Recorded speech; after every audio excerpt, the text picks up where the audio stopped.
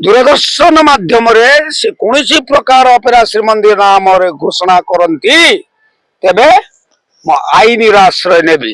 किछि दिन जगिला परे मध्य आज पर्यंत श्रीजुक्त प्रमोद स्वाई अपेरा सूर्य मंदिर मालिक नामकरण चेंज करिले नाही। नूतन भाव अपेरा श्रीमंदिर मु करने को जाऊँगी 2025-2026 मसीह अपेरा श्रीमंदिर नामकरण दे सारला पाखरे मु बही नामकरण अच्छी पूजा पाठ करी तत्सत्वे सूर्य मंदिर मालिक श्रीजुक्त प्रमोद स्वाई जानी शुणी एक नूतन यात्रा पार्टी नामकरण करी अपेरा श्रीमंदिर नाम रे एवं मते से प्रतिश्रुति देइचंती जे मु याकू चेंज करी देबी। किछि दिन जगिला परे मध्य आज पर्यंत श्रीजुक्त प्रमोद स्वाई अपेरा सूर्य मंदिर मालिक नामकरण चेंज करिले नाही। जहा फल 29/1/2025 मसीह मोर यात्रा पार्टी नाम को मु रेजिस्ट्रीभुक्त करी अछि एवं रेजिस्ट्रेशन नंबर आपण को देली।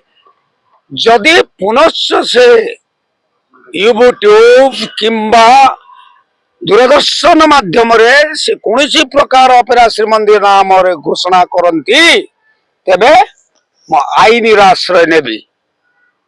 आपण जानिले जे श्रीमंदिर नाम रे आउ गोटे यात्रा पार्टी खोलुची तो आपण तो आईन आश्रय नै थिबे सेतोले पुलिस रे एफआईआर मध्ये करिथिबे। नहीं नहीं नहीं सेत आपण रजिस्ट्रेशन नंबर रहिछि जहा फल कि आज्ञा मोर रजिस्ट्रेशन नंबर आसीबा डेरी हला मत 29/1 रे आसीला आज्ञा रजिस्ट्रेशन आसीबा को इनक्वायरी करिवे बहुत किछि पाराफन्या अछि सेगुडा आसीबा पय डेरी हला हेई पारि नथिला।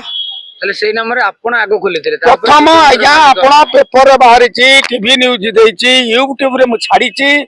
प्रथम तो मु कली ए किछि दिन हला स्वाई बाबू नामकरण दे चाली कि बर्तन आरंभ करिछन सी हो।